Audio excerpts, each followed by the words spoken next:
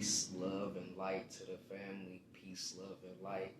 This is Adrian X Mayat.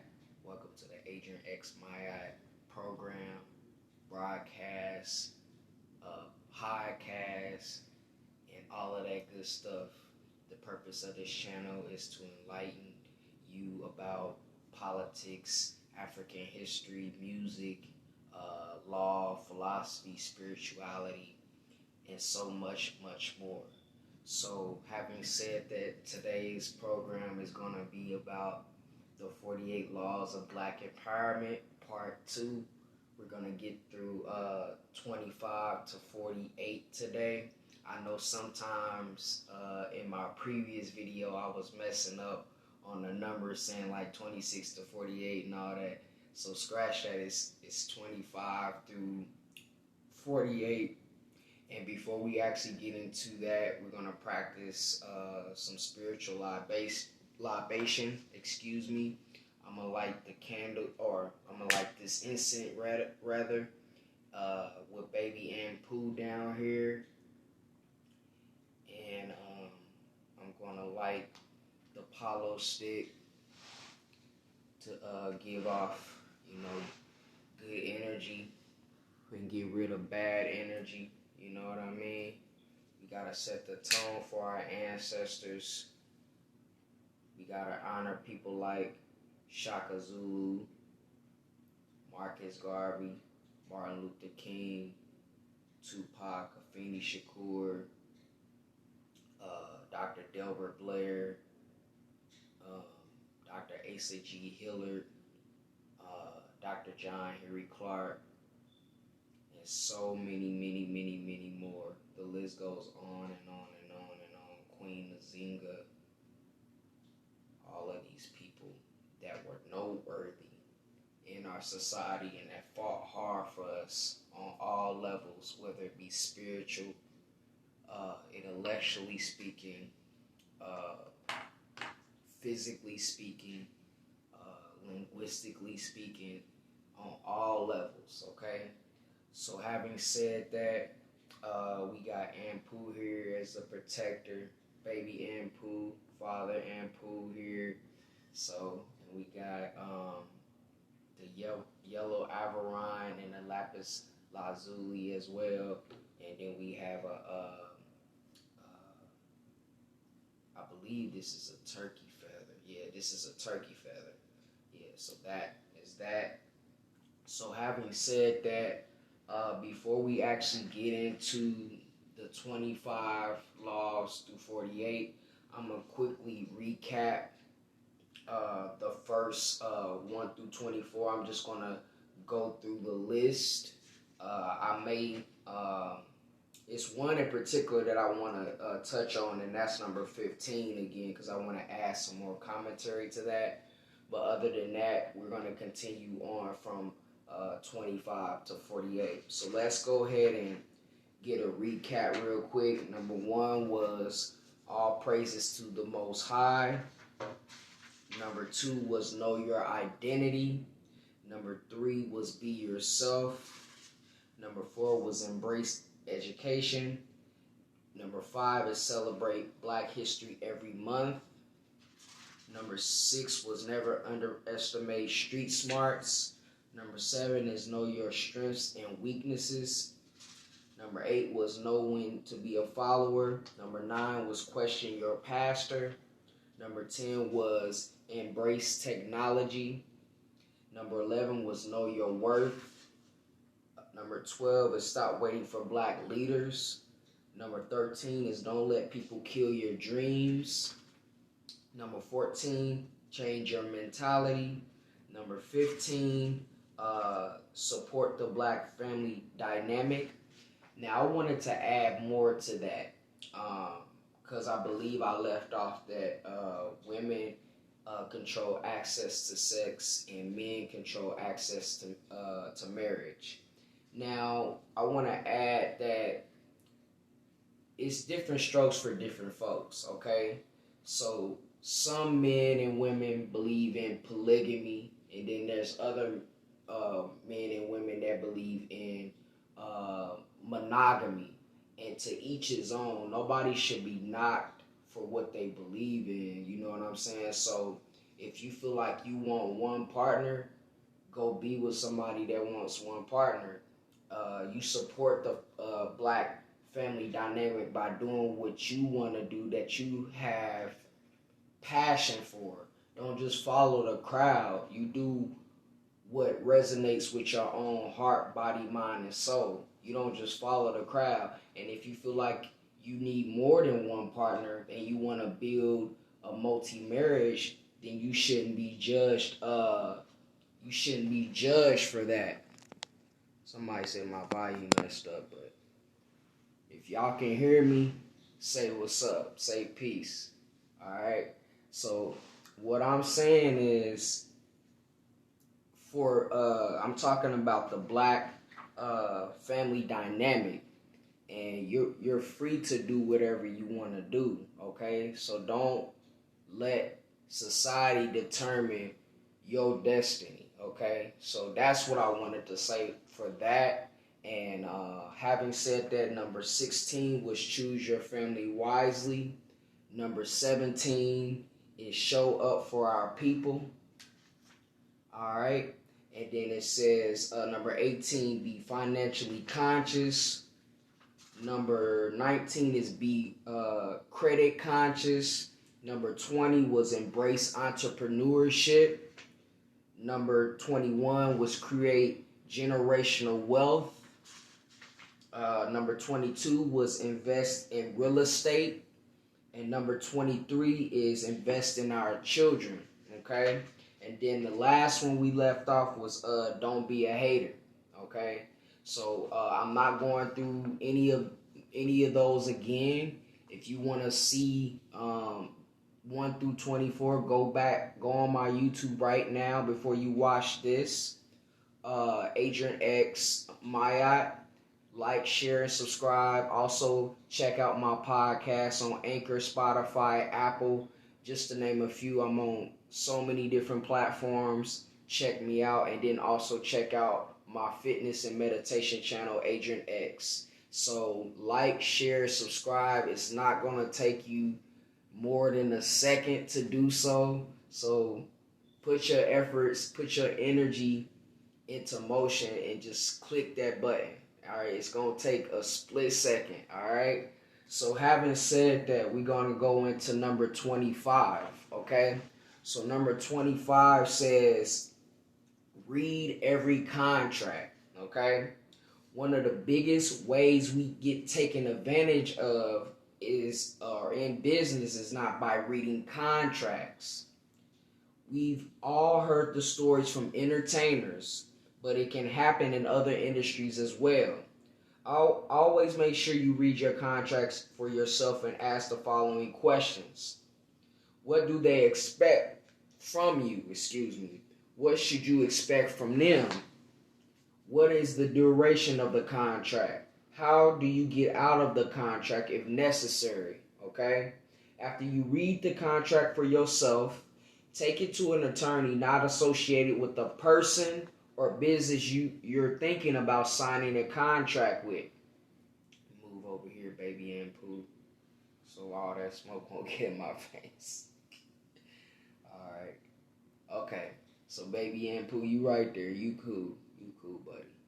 Alright, so having said that, one of the best ways to understand something is to try it yourself. Get online and learn how to write the kind of contracts you'll be dealing with. Okay? The process will help you become familiar with the terminology, and you'll be able to identify if something doesn't look right in the fine print. While we're dealing with contracts, we should talk about treating people fairly in business. There's more than enough money to go around, and running a shady business that preys on ignorance isn't necessary. We should always try to be fair in our business practices, especially when dealing with our own people. Okay? If we empower them, they may be in a position to help us if we ever need it. But when we take advantage of people, we burn those bridges forever. Okay? So, cultural importance. Contracts have been used by Europeans to steal millions, possibly billions in wealth from our people. They count on us knowing or not knowing or understanding the terms, which is how they get over on our athletes and entertainers that don't have good reputation. Jay-Z said, I believe everyone in the world is born with genius level talent. Apply yourself to do or to whatever genius your genius at, and you can do anything in the world. Okay, so having said that, let me go back to something in here. He says something about, going back to running the shady business, and that preys on ignorance isn't necessary. So you got people that practice Machiavellian politics. Remember the 48 Laws of Power that was written by our oppressor, Robert Greene, who got it from Niccolo Machiavelli in the book called The Prince. If you haven't read neither of those books, go listen to the audiobooks or go buy the books just so you can read them and get a better understanding. But just to give you a brief analysis, when people, you can't deal with people that have flowers in front of you, but then they got like a knife behind them ready to poke you once you turn your head. So this is the type of politics that a lot of people practice. It don't even matter the race at this point. I mean, our oppressors are doing it, but sometimes we adopt the same type of mentality that our oppressors, take on. So we need to not practice those type of shady deals when it comes to the contract. And even when you look at Black Power. So having said that, I'm just responding to the audience, y'all. So, but anyway, having said that, we gotta practice Black economics amongst each other. A lot of our leaders have said that, and even when you get on Facebook, because this particular law is talking about read every contract, we don't really read the terms and the conditions. And on the Facebook, did you know that they have a right to pretty much collect your data, and it's a private entity? I know we're under the U.S. Constitution, but at the same time, that Constitution don't really apply when it comes to being on somebody else's platform that is a privatized entity. Okay? So having said that, make sure you read the terms and conditions. You don't have no right to complain and mope and cry when and try to be toot your nose up now that you feel like somebody done plays you, because this is the age of information. Okay, the only thing that is similar between the word intelligence and ignorance is the letter I. That's the only thing that's that makes those words similar. But other than that, if you examine those words, it's completely different things. When you're being ignorant, that you're ignoring. Okay, now there's one thing to be to innocently be ignorant, like you just don't know something. But if you're willfully being ignorant, meaning that you are choosing to not learn something new or read thoroughly through contracts and things that's going to actually help you and better you, if you just only take a few moments of your time to do it, then you have no signs of intelligence. Okay, so you pretty much deserve what you get. And if you need help, ask for help. Okay, it's nothing wrong with asking for help. Don't be so prideful that you can't ask for help. Okay, even the greatest people, athletes and entertainers and all of that, they ask for help. Entrepreneurs, the greatest minds, ask for help. They don't do it by themselves. Remember, we're interdependent beings. Okay, so having said that, we're going to move on to number 26. Number 26 is learn how to invest. Okay, At a basic level, the concept of investing is straightforward. We put money at risk in hopes of making a small profit. The following are just a few ways that we can invest our money. Number one, stocks. Number two, bonds. Number three, real estate investment trusts, which is REITs. Number four, funds. Number five, crowd lending. Becoming a successful investor allows us to put our money to work for us, okay? Meaning we get passive or residual income, okay? Like he already talked about previously in this book, okay? Which increases our overall earning potential before choosing any kind of investment. We need to educate ourselves about what we plan to invest in. Number one, minimum investment. Number two, take time it takes to sell the asset. Number three, expected return on investment, or ROI. Okay, how much risk is involved?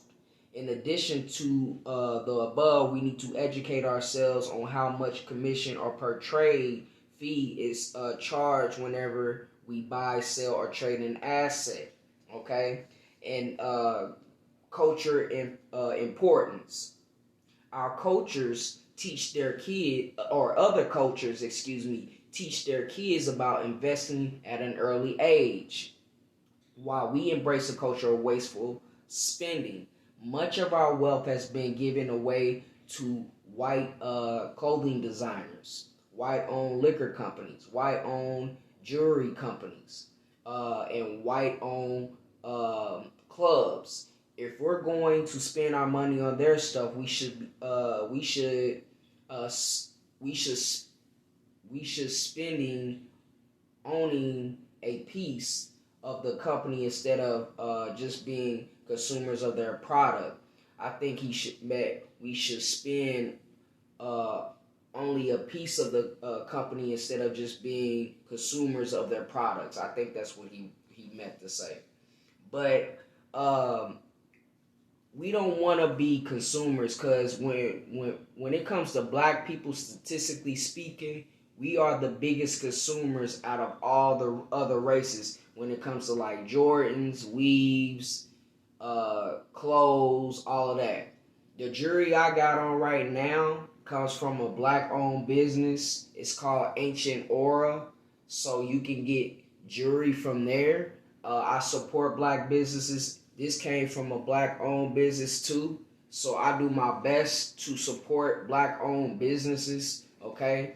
I don't rock it just to show off. Our ancestors were buried in gold. I represent that, you know what I'm saying? I represent all of that good stuff. So jewelry is not to flaunt. I mean, yeah, it's good to floss it and all of that, but that's not the point of it. It's to honor your ancestors and to appreciate what you have, because that's where this is made from us too. You get what I'm saying? So having said that, it's not just to wear it just to, say, oh, I got some money and all this type of shit. That's not the way to do things. It's how you go about it. It's the way to appreciate your ancestors and where you came from, okay?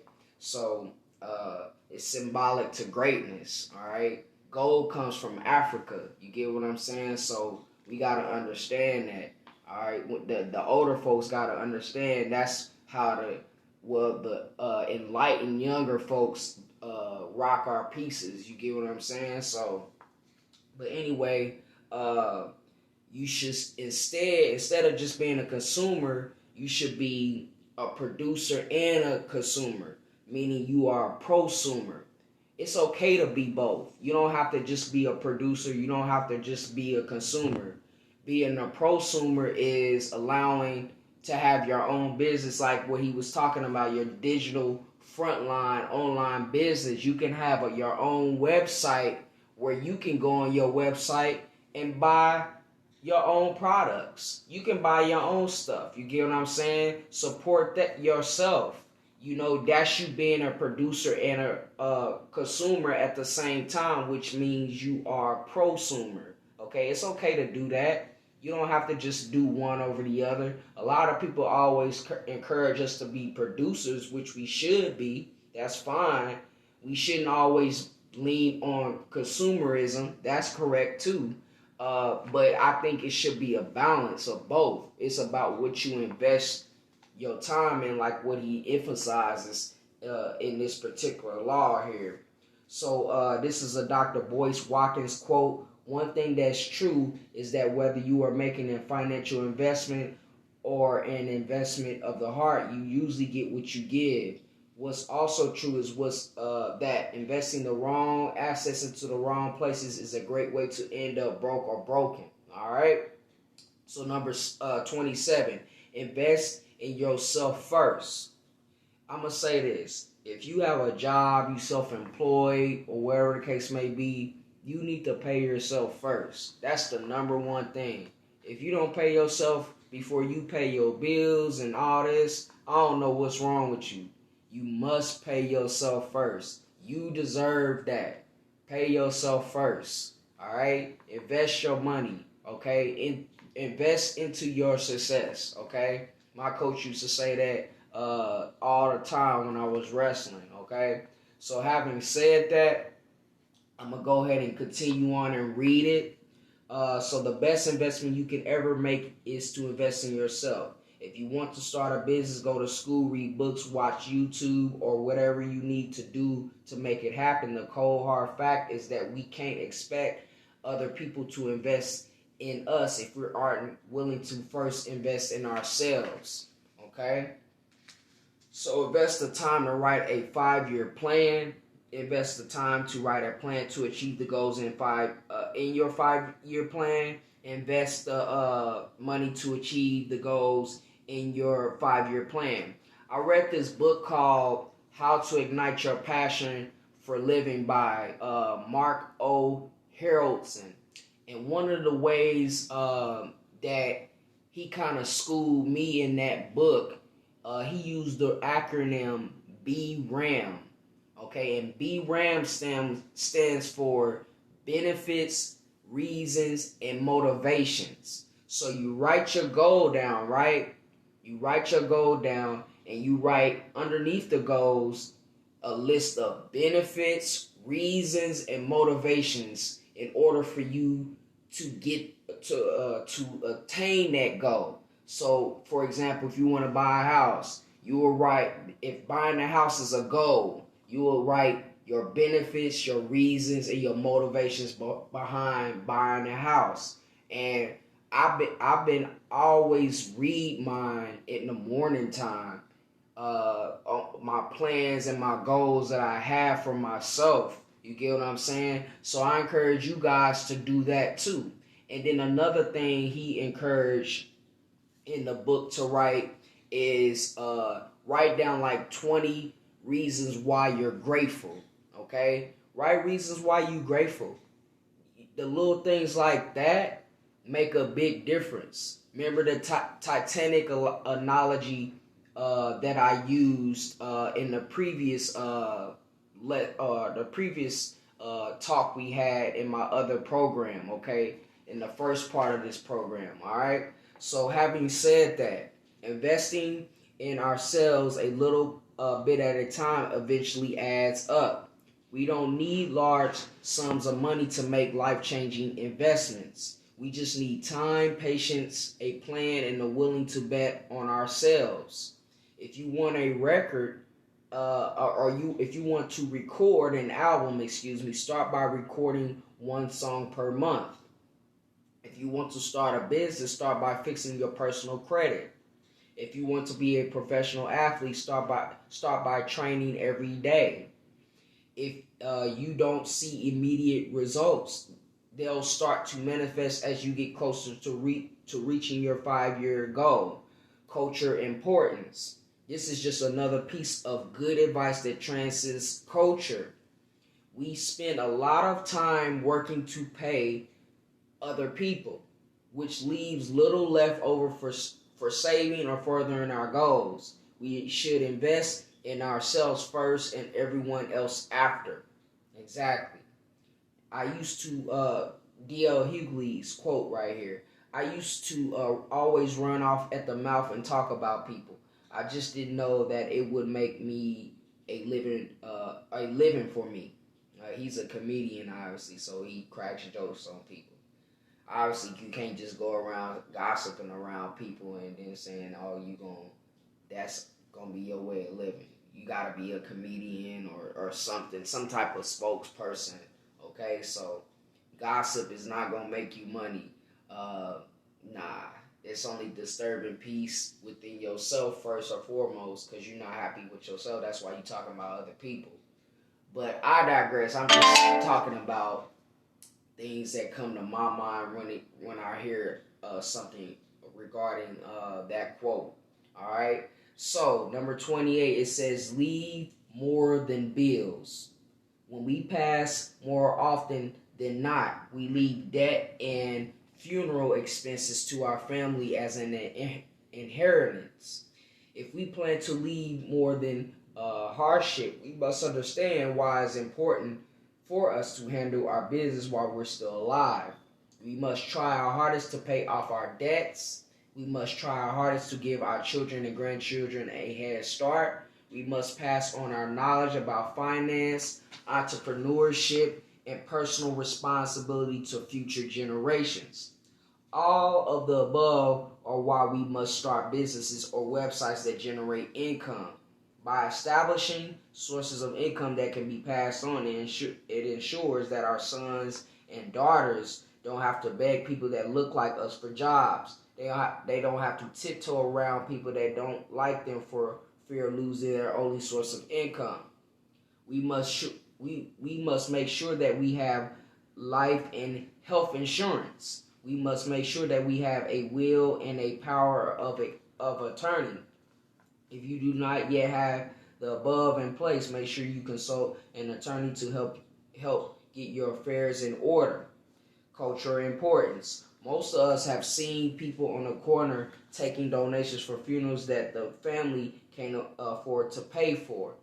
Our people fail to prepare for death more often than not, which puts our families in a bad financial position. At the very minimum, we should seek to eliminate that burden. I think if we are actually going to accept our generation's responsibility, that's going to mean that we give our children no less retirement security than we inherited from our parents. Carol Mosley Braun said that, okay? So having said that, it just goes back to generating generational wealth. If you invest in noteworthy things, you're going to get noteworthy results. Or if you play stupid games, you win stupid prizes. It's completely up to you. It's completely up to you. All right? So before we get into 29, there's a preface about the community, okay? There's a history in the black community because we have always been segregated from white society. Even after the end of segregation, our people couldn't get approved from home loans in white neighborhoods, or were often ran out of white neighborhoods if they did not manage to buy a home there. This has allowed our communities to develop a rich history that many of our people want to run away from instead of invest in. This mentality is leading to gentrification all over the United States. People that don't like us are buying up the property for cheap in our neighborhoods, building it up, raising rents, and forcing us out. As a community, we need to come together, or the fact is they'll eventually push us out into our family or into our history, and the little unity we have are just distant memories, okay? Malcolm X quote is, "I believe in the brotherhood of all men, but I don't believe in wasting brotherhood on anyone who doesn't want to practice it with me." Exactly. If your brothers are not, if you got guys around you or people around you that is not trying to practice brotherhood, you may have to change your circle, because eagles hang with eagles. Go listen to my lesson over the wisdom of the eagle, and you'll see what I'm talking about. Make sure you like, share, and subscribe that lesson as well. All right. So we're going to number 29. Okay. 29 is be socially conscious. Okay. We need to know what's going on in society in general, but in our own communities specifically. It's our responsibility. It's responding to one's own ability. Responsibility to respond to one's own ability. Okay, so we must know responsibility. It's our responsibility to know what is behind which movement and what their motivations are behind starting that movement. While black unity is important, the mob mentality shouldn't be influenced whether or not we support a movement. Which communities have the most Planned Parenthoods? Which communities have the most fertility clinics? Which communities have the most liquor stores? Which communities have the most gun stores? Which communities have the most police? I would argue we don't even have communities. Because if we had communities, we would have hospitals, we would have banks, we would have our own police stations, and we would have our own schools and hospitals. Those are the things that make up a community. We don't have that in a lot of parts of the U.S., okay? So having said that, we have to develop a new Black Wall Street. And the reason why we did it the first time and we were successful to some degree is because we were so ostracized by white society that we had no choice but to embrace our own individuality as people, as a collective. You get what I'm saying? But this time, if we build another one, we have to have a solid ass security base. We have to.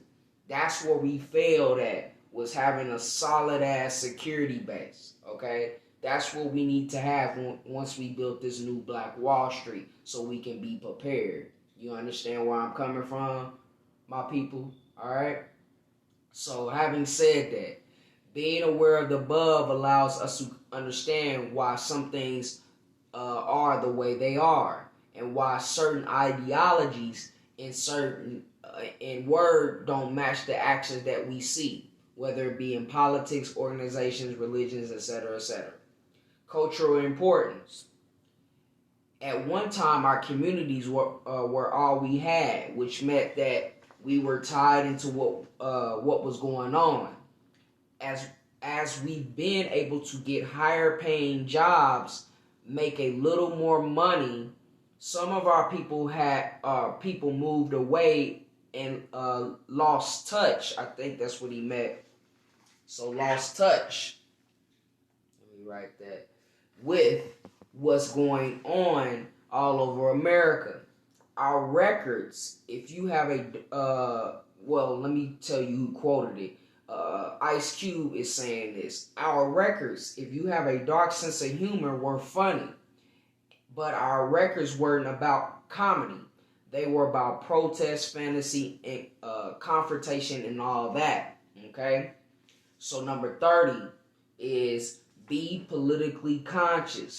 Politics is a touchy subject for a lot of people because we've been conditioned to believe that we need to support one of the two main parties. Knowing a party's history allows to see that there is a consistency to the policies they pass. Understanding what they stand for allows us to see whether they are for us or against us. Now, when I think about politics, what he's talking about is mainstream politics. When I think about politics, I reflect on politics in this way. Like H. Rap Brown was saying. Like, every day we got to make a political decision. Whether the way we have our hair, down to what clothes we're going to wear, where we're going to spend our money, where we're going to put our time and our efforts. Are we going to go to the movies today? Are we not going to go to the movies? You making a everyday decision in your life is a political decision. Okay? Every decision that you make in your life is a political decision. Okay? And you have to determine your own politics before you even start thinking about branching off into politics outside of the community or outside of yourself. Okay? So you got to make sound decisions every day. Okay, where you gonna invest your money? That's a political decision. Where you gonna, how you gonna feed your kids? That's a political decision. Okay, so yeah, I get the mainstream parties, but you gotta think about that before we talk about mainstream politics. But I get where he's going with this. Okay, so let's keep going. So let's start with where we was at. Knowing a party's history allows to see that there is a consistency to the policies they pass. Okay, understanding what they stand for allows us to see whether they are for us or against us. MLK was opposed to abortion. Which party is opposed to MLK's beliefs? The Black Panthers were pro Second Amendment and encouraged black people to exercise it. Which party opposes what the Panthers stood for? Which party was opposed to ending segregation? Which party supports mass incarceration? Okay. Which party supports the drug war? Which party passed the crime bill? Which increased the racist effects on the war on drugs? We need to stop making excuses for parties when they wrong our communities.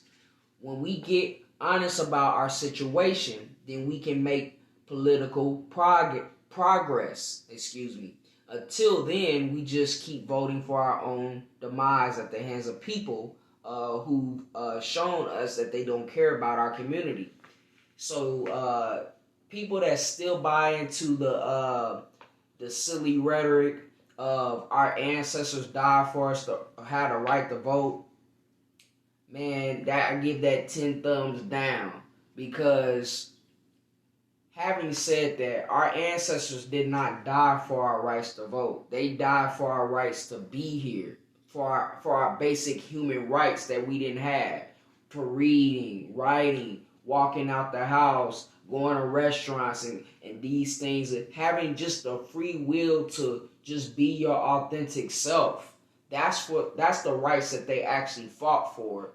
That the voting stuff is something that the white man threw out, or the oppressors threw out to us and said, here, take your pick. Okay? And they're giving you hand-picked candidates. This person over here, and then this person's over here. Okay? So that's not actually giving you options when there's so many other options around you. Okay? If you only see the Republican or the Democrats as the only two parties in the race that's always going to win, no matter if you go to this party over here, you vote over there, that shows you that presidents and politicians are not really elected. A lot of them are selected, and that has been proven. There's all sorts of research that tells you that, and there's so many prominent figures that make quotes to the nature of that, politics ain't really, it's just a game, okay? And all of that's good stuff, all right? Well, I shouldn't say all that good stuff, but you know what I'm saying. And then also, asking me to vote left or right is it's like asking me to eat rotten eggs or dog poop. I'm not eating none of that. It's crap. I'm not doing that. Or that's like telling the cow that's in the slaughterhouse, if you go left, all right, you can go left or you can go right. But either way it go, if he go left or go right, he's still gonna get slaughtered. So why would the cow in his rightful mind choose to go left or right? That's how black people are when it comes to politics. We need to stop buying into what they hand out to us on a silver platter. Just because it's on a silver platter don't mean it's is good for you. Okay, all right. So having said that, culture importance. In the past, our people knew what was going on in politics and kept up with it, whether or not politicians were delivering on their promises. Okay, now we seem to only be interested every couple of years, know very little about candidates other than political party, and make no effort to hold representatives to their promises. Okay, this has allowed the black community to be shoved in the back of the line behind immigration, LGBT rights, gun laws, and everything else that pops up. Yeah, LGBT is on the forefront right now. If you say anything that is horrific about the LGBTQ, I can't even get it out right, LGBTQ plus community, then you're labeled a demon and all that. Even if you're just giving a balanced analysis, you gotta tread lightly on what you can say and what you can't say, because so many people are getting canceled. The baby, he getting canceled, and many other people that have said things and that put them in a position where it appears like they're against the LGBTQ community when you're only given a fair criticism of your perspective about them. It's nothing wrong with that. But nowadays, you gotta be censored or tread lightly on your words, okay? But I digress. I'm gonna move forward on to the this quote by Common. It says, "What America was built on was being able to say, hey, we're going to come in and use our resources to build for ourselves and our communities and build around that. We're not going to depend on others," okay? That's what Common said. All right, number 31. Get back to our community. We need to start creating our own social programs that add to the community. The current trend seems to be starting a non-profit, okay? But it's expensive, and many rarely give back as much as they take in. What we need are low-cost, for-profit programs that enrich our communities. Okay, excuse me.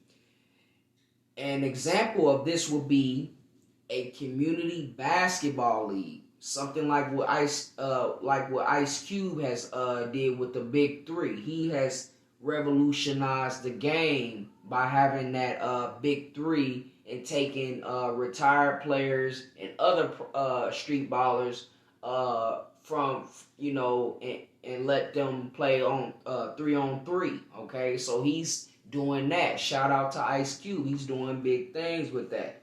So I just thought about that. He brought a community basketball league, and I just thought about Ice Cube and the program that he's doing with our people, okay? So you can tune into what he's doing, all right? Now, going on, let's go back to it. An example of this would be a community basketball league. All anyone would need are a few people willing to coach, people willing to play, and people willing to referee. Practices could be held at a park for zero cost. Team uniforms can be something as simple as different solid bright color shirts, no gang colors, all right? And shout out to Clem Justice Williams, who's showing love on the timeline. I appreciate y'all. Anybody that's tuning in, showing love, hit that like button, hit that subscribe, leave a comment, illustrate some support from your own people. If you can support negativity, if you can eat fried chicken, if you can go buy Jordans and all that crazy stuff, I ain't knocking you, but support somebody that's doing something positive, okay? So hit that like button, hit that subscribe button, and share this program, okay? It's vital that you do that. It's only going to take you a few seconds of your time, okay?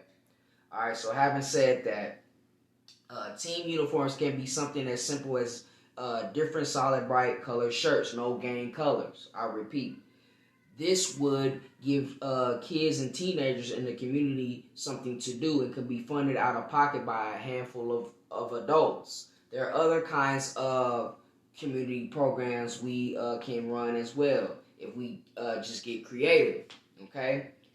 If we get back to our communities, we wouldn't have to rely on the government for grants or anything else, okay? Controlling how much funding we receive is one way for the government to ensure that our neighborhoods only progress as much as they want them to, okay? When we take it upon ourselves to get things together, they can no longer continue to limit our growth. All right, and this is a quote by Snoop Dogg right here, starting now. That's how we do it in the black community. We give back to the people who made us who we are. We never forget that. All right, and Snoop Dogg does a lot of noteworthy things as well. He has like a little league for like black children when it comes to like football and stuff like that. So Snoop definitely gives back to the community. All right. So having said that, shop black whenever possible. Okay. This is easier than said than done for many reasons. The biggest two being convenience and transportation. However, when possible, we should always try to support our people first. We spend a lot of our time idolizing white-owned brands that don't give anything back to our communities. Versace, Ferrari, Gucci, and the list goes on and on, okay? But what happened to FUBU? FUBU, excuse me. It stands for For Us, By Us. Who remember that? I used to rock that when I was younger. But anyway, why is it that our community will give eternal longevity to white-owned brands, but our black-owned brands are played out? That's real. Support up and coming support up and coming black clothing lines, shoe lines, grocery stores, publishing companies, etc. If we make sure that our people are in a better position, they may in turn be able to help more of our people get into a better position, which goes into Law 33. Pull our people together, okay?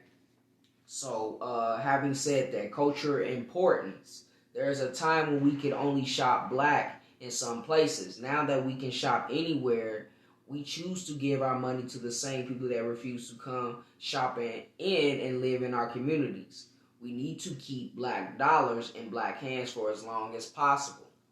And one thing I want to say with that is the black dollar does not stay in the black community for a long, not even nothing but like 2 or 3 hours. Asian people, white people, and all them, their money stays in their community 8 hours or more, or even days and weeks.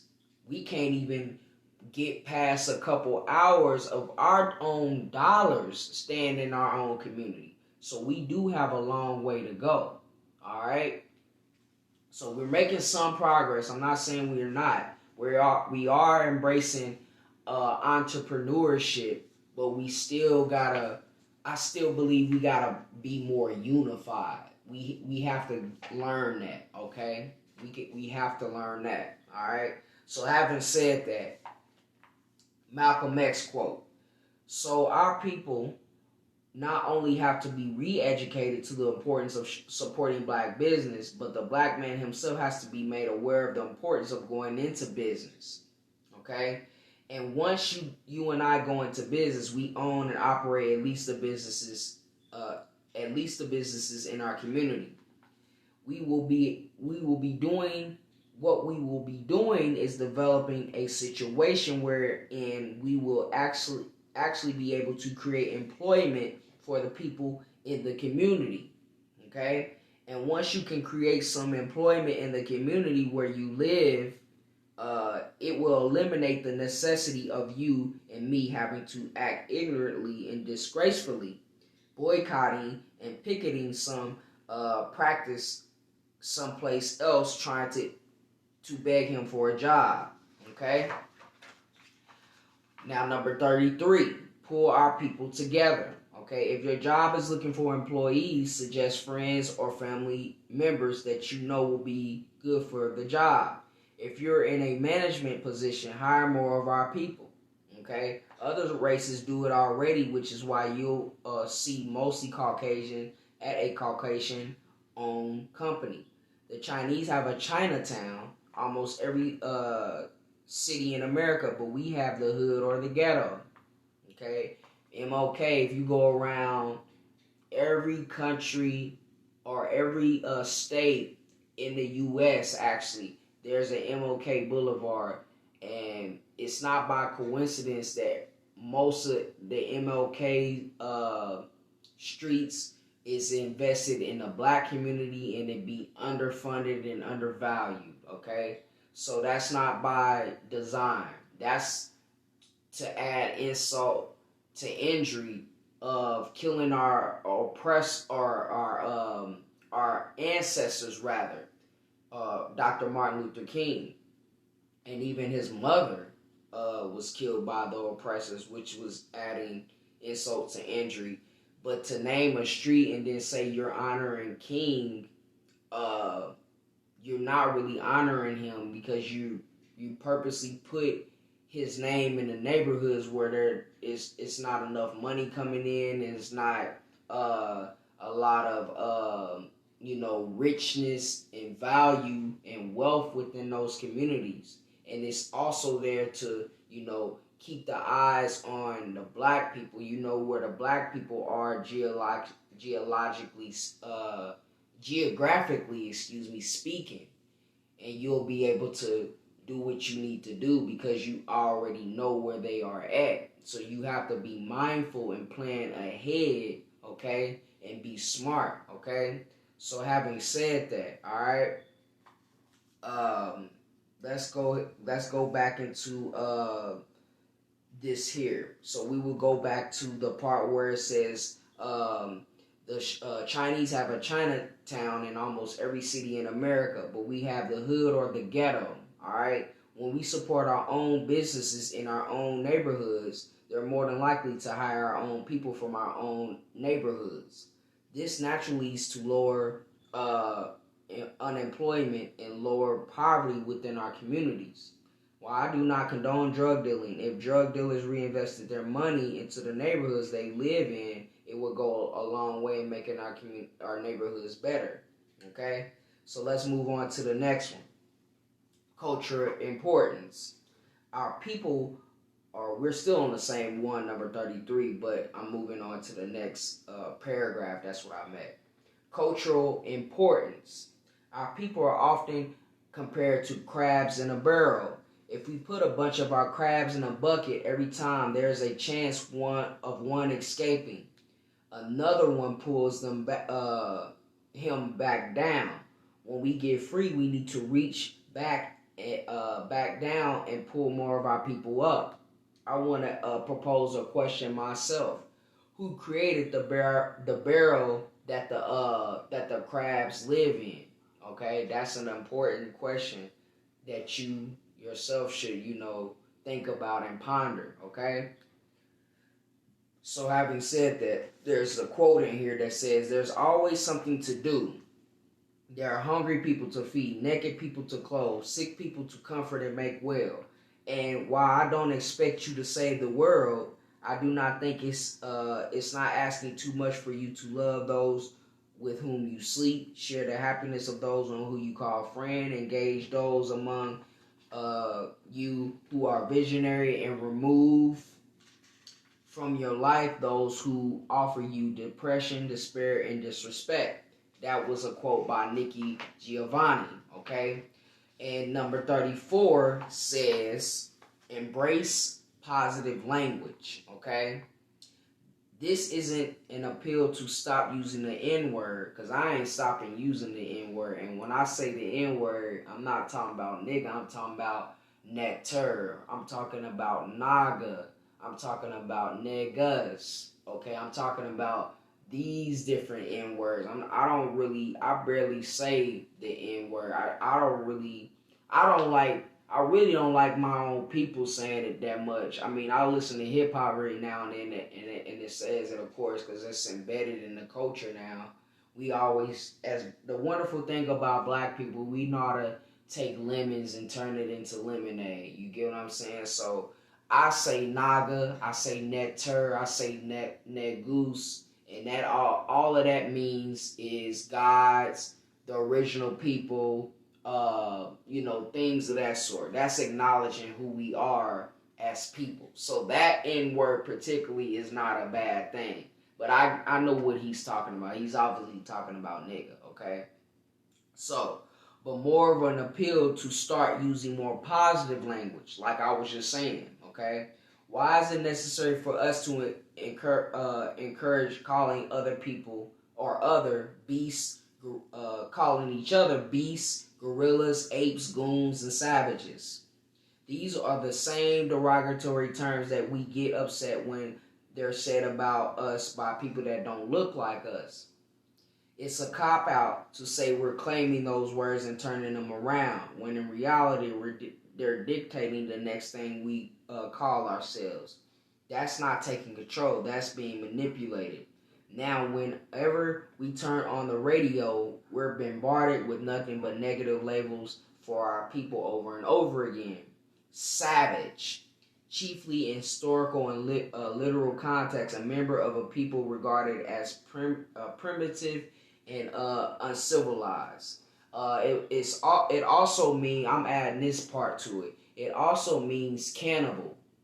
A savage is a person that eats, so a cannibal pretty much is a person that eats other people. Okay, so when you say I'm a savage, like that song Megan Stallion has, I'm a savage. I ain't about to utter the words, but anyway, so savage literally means to eat other people. And the reason why y'all calling yourself a savage is not only because of the music that you're listening to, it's also because of the food that you consume.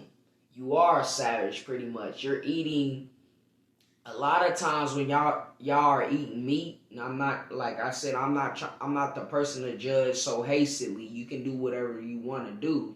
But a lot of the times when you eat meat, that meat that you're consuming, believe it or not, I gotta say allegedly on this. Allegedly, that's human flesh. You're eating other beings, okay? And you're eating things that, if you knew what they really was, aside from it being a human being, there's other stuff that's meshed together with that meat and injected with hormones. So you literally are a savage. That's why you guys are calling yourself savages. Y'all act like that sometimes. And I'm not saying that to be like, oh, I'm better and this and that and this and the third. I'm just calling what like I see it. When a person, you are what you pretty much eat, okay? And that's real. You know what I'm saying? So you have to be mindful of what you take in, not just music and television and all this propaganda, but also your food intake. You have to be mindful of what you're eating, okay? So having said that, our people were far from savages, and I doubt anyone's mother born before the year 2000 would proudly proclaim, which he used alliteration, PP, all right, words that come together in a sentence, and words come back to back that have the same consonant at the beginning of the word, like proudly proclaim or street smarts, Adam's apple, get it? But anyway, that's a side note. So let me read that again. Our people were far from savages, and I doubt anyone's mother born before the year 2000 will proudly proclaim that they raised their children to think of themselves as savages, okay? And yet here we are as people, we are as a people, okay? Excuse me. We're brothers and sisters, kings and queens, and much more than that. We need to start replacing all of our negative language with positive terms that don't empower the police to murder us because they look at us as savages, okay? So having said that, you have to understand that how powerful the tongue is. All right. So when you utter certain words, you are casting out spells. Okay. Hence the word spelling. When you write down words, you're putting a spell down. Okay. When you utter words and you create sounds, you're promoting a certain type of vibration, and then that vibration is gonna come back to you. Whatever vibration that you put out, that's what you're going to get. And that's been proven scientifically speaking. When you speak to plants, and an experiment happened where a person did something with water as well as plants. One on both sides of the spectrum, one side he was speaking positive into the water and into the plants, and watering and nurturing it and stuff like that. And he was doing this with the water. He was saying positive things to the water as well. And on the other side of the spectrum, you saw him speaking negative to the plant, and he wasn't watering it as much and all that. And then on the other side of the spectrum for the water as well, he was saying all these negative things about water and all this type of stuff. But make a long story short, the positive affirmations going towards the plants and the water on this side of the spectrum, as you can see, the plant was growing and it was healthy and things of that sort. And then when you examine the water that he was speaking positive affirmations into, you can see how crystallized and how bountiful it was and how beautiful it was. But then on the other side of the spectrum, when he spoke, negativity to the plant, obviously it wasn't growing, and it looked it funny, and it just how it was shaped wasn't right. And even when the water as well, when they looked at the water through the microscope, they saw that that it wasn't as, it looked like it was pitch black, and it kind of looked cracked and all of that type of stuff, because they have to freeze the water after they had spoken the positivity and the negativity to make a comparison between the two. So that just shows you how powerful words are. So when you call yourself a savage, or if you call yourself this, or you call yourself that, then you're speaking ill about yourself, and you don't know it, okay? And you think that you're doing something right, but you're not, okay? So having said that, I digress and move forward on to the next point, all right? So culture importance. We can turn on the news any given day and see our people called thugs, even when we're the victims. The white media calls our women welfare queens and nappy-headed hoes, and we still turn around and do it to each other. We need to give more thought to the words we say and how we want our people to feel about themselves based on the words that come out of their mouths, okay? So, yeah, when the Malcolm X, like I said in the previous video, I said that Malcolm X pointed out that the media is the most powerful entity in the world. It has the power to make the oppressed or the guilty look innocent and the innocent look guilty, okay? So having said that, there's a quote by Marian Anderson. I always bear in mind that my mission is to leave behind me the kind of impression that will make it easier for those to follow, okay? So number 35, the next law.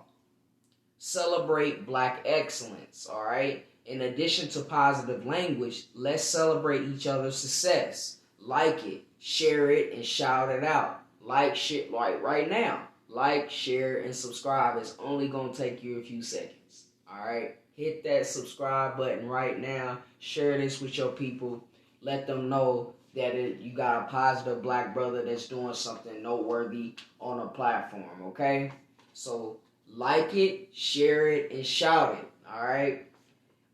We share everything else on social media. He's taking it right out of my mind. But anyway, so we should be able to share Black excellence without a moment of hesitation, and not just celebrity accomplishments, especially when it comes to our friends, family, and people that live in our local communities. All right? Cultural importance. When James Shaw stopped the Waffle House shooter, our president ignored his heroism. But the president made sure to call Nazi sympathizers good people. Even when our people do something as heroic as stopping a mass shooter with their bare hands, they get ignored. We need to celebrate our own excellence regardless of whether the white media or president acknowledge us or not. Okay? You can only, this is a quote by Maya Angelou, you can only become accomplished as something you love. Don't make money your goal. Instead, pursue the things you love doing, and then doing them so well that people can't take their eyes off you. Okay? So again, the title, How to Ignite Your Passion for Living. Do something that ignites your passion for living. Alright? Alright, so number 36. Number 36. Share what you know. Alright? He starts off by saying knowledge is power. And I have to actually disagree with that. Knowledge itself is not power. Knowledge itself is not power. Knowledge itself is not power. Applied knowledge is power. Okay? What good is it for you to have a nice looking car, but there's no engine in it? Okay? That's the same thing when it comes to knowledge. If you have a nice looking car and it doesn't have an engine in it, it's not going to go anywhere. You can have all the knowledge in the world, but if you don't apply it, you're not going to go anywhere. So knowledge itself is not power.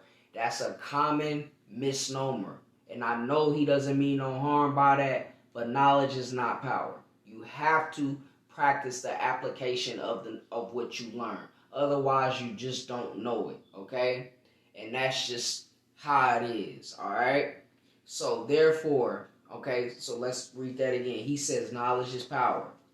Therefore, by sharing knowledge, we're sharing power. Okay, we can offer input, direct, or advice that will help our people better themselves. All right, we should feel obligated to help them. This is not to be confused with consulting for free or giving away services you normally charge for. But sharing tips or offering advice on occasion has a residual effect. You help them, they become better. They help someone else, and so on and so forth. Okay? The small act of sharing what you know, even if you believe it is insignificant, can have a huge effect on our community. Cultural importance. Sharing what we know has always been how we Sharing what we know has always been how we educated each other. When we weren't allowed a formal education, we need to continue this tradition by sharing what we know when we get the chance. Okay, it's easy to love somebody, sit with them a little bit, and talk to them for a while, and that's a quote by Richard Pryor. Okay, number 37. Support local talent. No matter where you live in the world, there's always someone local and talented looking for an opportunity. Support them as much as possible. Too often we let white control radio and tell our people what's hot, who we should be listening to, and what we should be spending our money on. If you work for radio, give local musicians a chance to be heard. If you work for or own an art gallery, give local artists a chance to be featured in your gallery.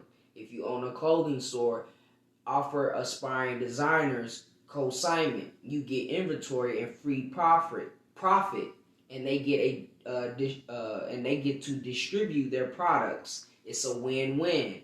By supporting local talent, they're likely to going to spend their money locally and hopefully with our people. if these local artists blow up, hopefully they'll remember where they come from and reinvest in their own communities. So it's people out here in Las Vegas that I've supported. For example, And What Though is a brand. It's a fashion brand. The guys G Smooth, he does rapping as well. So shout out to him. I've supported him. Even Real the Truth. He's a poet, spoken word artist, and things of that sort. It's many other noteworthy people that do things that are talented and they're gifted. You get what I'm saying? So make sure you support people, your locals, man. That's very important. That's very, very important, okay? So shout out to those guys. They're doing big things in the community. So I definitely support them and other people. I'm just naming off a few, but shout out to those guys for sure. You get what I'm saying? So having said that, cultural importance. In the past, our people couldn't travel freely to hear talent from all over the country. So their only option was support local talent. Now that we have the option to hear more, we ignore local talent completely. Whether it's freedom to, I'm quoting somebody now. Whether it's freedom to express, freedom to live, freedom to earn, freedom to thrive, freedom to learn, freedom to thrive, freedom to learn, whatever it is, I want to make sure that I'm a part of these spaces and opening doors, okay? So that's a quote by Angela Rye. She's a Democrat. I'm going to put my differences to the side. I got my views about her, but she's a Democrat. She supports the left, which I don't support. I'll let y'all do y'all research about her. But her and Kamala Harris is actually worse, but anyway, I digress. I'll let y'all look up information about Angela Rye. So, number 38, give back to our people. If you see our people in need and it's within your power to help without jeopardizing your safety or financial well-being, do so without hesitation. All right? So, help our homeless people. Hold doors for our women, children, and men. Donate directly to families in your community in addition to giving to charities and non-profits for small things like food and clothes. Treat others with the basic respect. That's the golden rule. Okay? If anybody has to tell you this, and if you don't feel this innately in yourself, you gotta be subhuman. You have to be. Because this is something that you already should feel within your gut. You get what I'm saying? Your gut, it thinks too. Your heart thinks as well, along with the mind. But a lot of people don't talk about heart being capable of thinking, and the gut as well, okay? So, having said that, you should feel these things already before you even implement your actions. You should already know this. Okay, you feel what's right, you feel what's wrong, you feel what's righteous, you feel wrongdoings, okay? This is all a part of Maya philosophy. If you don't know about Maya philosophy, study. Go look at my lessons about Maya on my YouTube channel. Remember, like, share, and subscribe. Hit that thumbs up button. It's not going to take you nothing but a second, all right? Support your people, all right? And then also, by the way, I want to let you guys know, if you are talented and you want to showcase your talent, you want to be interviewed, email me xmayadadrian@gmail.com. I'll be more than happy to support you. I've had people I've interviewed on my podcast. You can go check them out. Yurima Karama, Cool Breeze, Dr. Umar Johnson. So these are the people that I've interviewed, and I plan on interviewing more people. So if you have serious inquiries, please email me at xmayadadrian@gmail.com. All right, serious inquiries only. All right, only. All right. So having said that, this law is especially important for successful celebrities and business owners.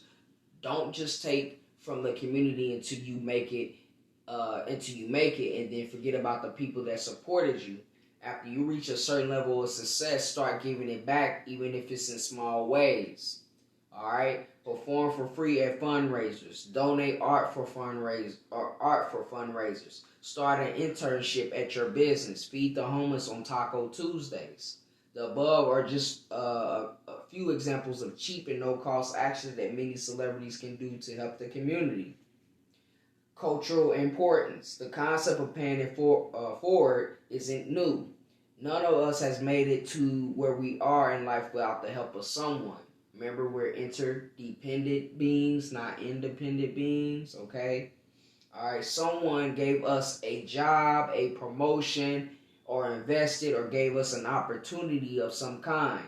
We should pay it forward to our own people when we can. Now, this is a quote by George Washington Carver. How far you go in life depends on your being tender with the young, compassionate with the aged, sympathetic with the striving, and tolerant of the weak and strong. Because someday in your life you will have been all of these, okay? So number 39, taking back our communities. Within our communities, there are people that terrorize, murder, rape, and have no other purpose than to destroy what little we have. These people need to understand that they are no longer welcome.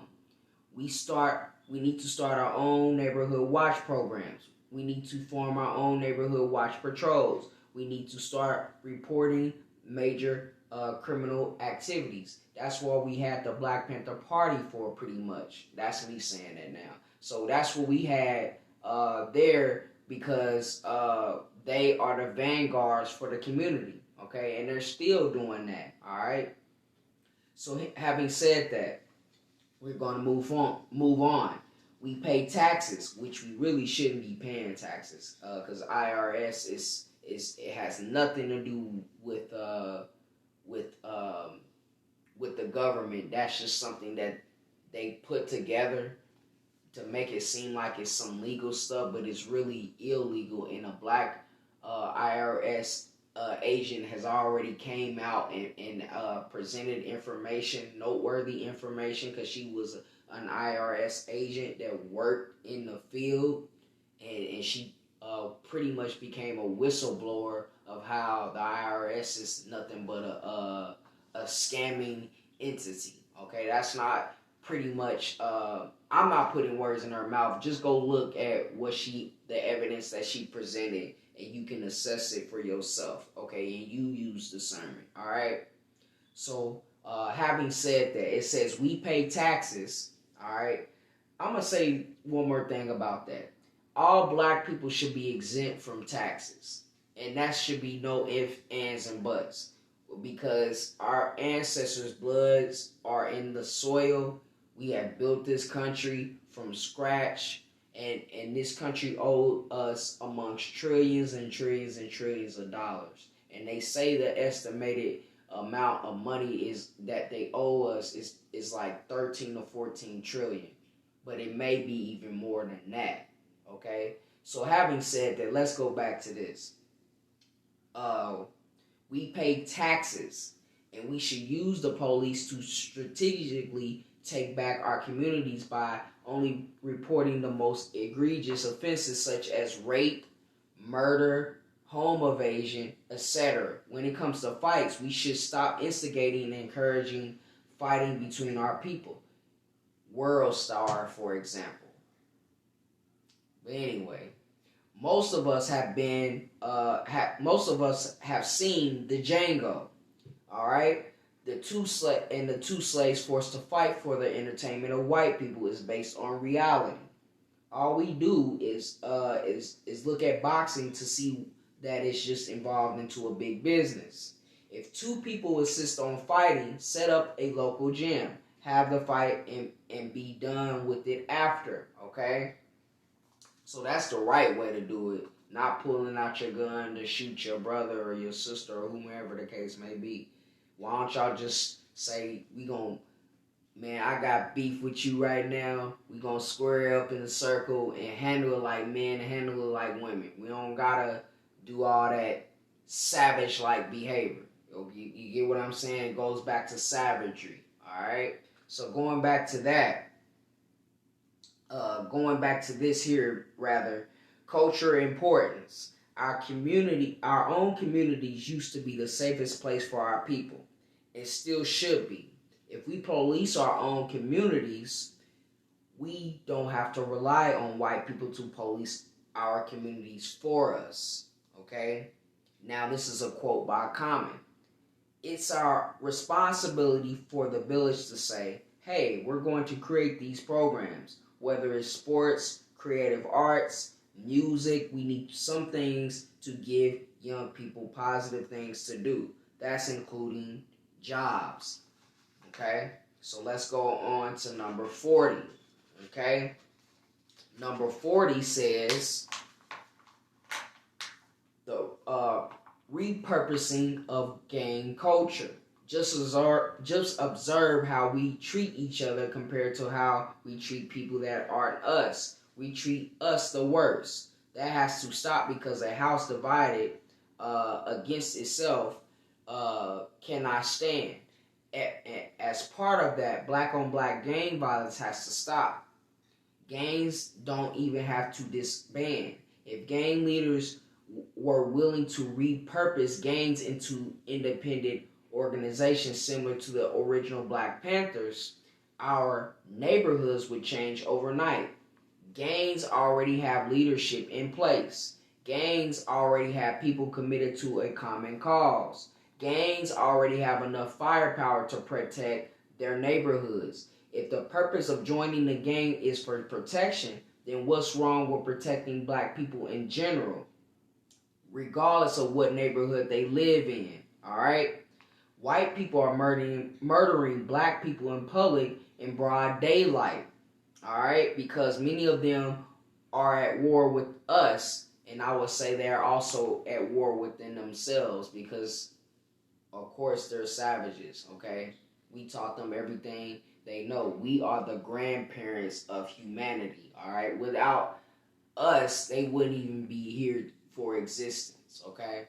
Not saying that we created them. I don't believe in science that they came from us. I don't believe that, all right? But anyway, that's another topic. That's another video, all right?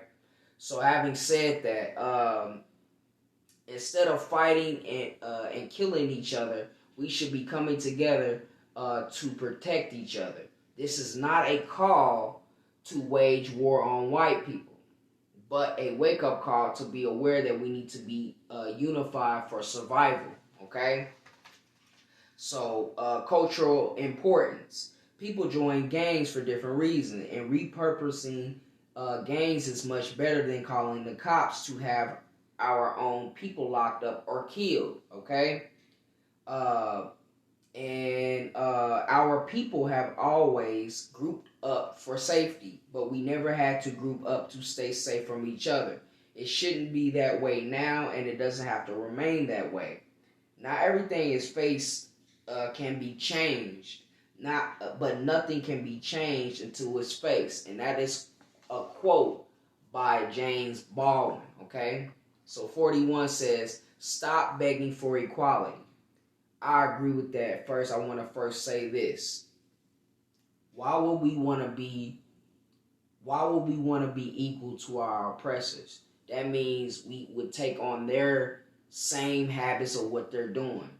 You get what I'm saying? So we don't want to be savages. We don't want to eat other people. We don't want to wear our hair blonde and straight. We want our hair to be where it is, be natural and organic. You know, not to say that white people, what they do is not organic, but they have their way of living and we have our way of living. We have a Afrocentric standpoint. They have a Eurocentric standpoint. All right, and I'm just using our culture and their culture as an example, but there are plenty of other cultures as well.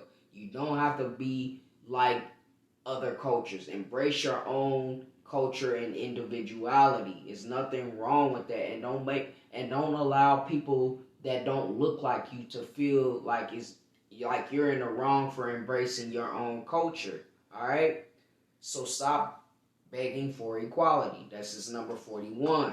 All right. So moving forward, it says our people have been trying to beg, plead, protest, riot, and vote our way into being treated as human for 400 years. Actually, longer than that, over 1,000 years. I would say thousands and thousands of years, but 400 years. I guess 400 years plus in this country. Yes, he's correct. And all we have to do is look around to see how people that don't look like us feel about us. We can't force people to not hate us, and we should stop begging them for equality. The Democrats don't deserve our votes until they meet our demands, okay? The Republicans don't deserve our votes until they meet our demands. We should vote for whoever is willing to actually meet our demands, okay? I want to throw this out there. The Asian population in this country has the lowest voting rate, right? They have the lowest voting rate, and they somehow are able to maintain a solid economic base and still send money back home to their people. So if Asians have, I say all this to say this, if Asians have the lowest voting rate, right, and they still are able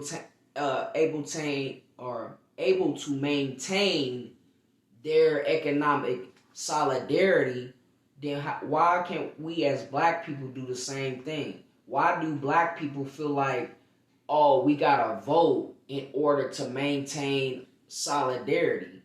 No, we don't. We just need to practice black economics and black cooperation, black solidarity, self-determination, self-reliance, self-love, self-care. All of that, okay? All of that starts with self, and then it comes, your family comes, then the community, etc., etc. But that's how it needs to be broke down.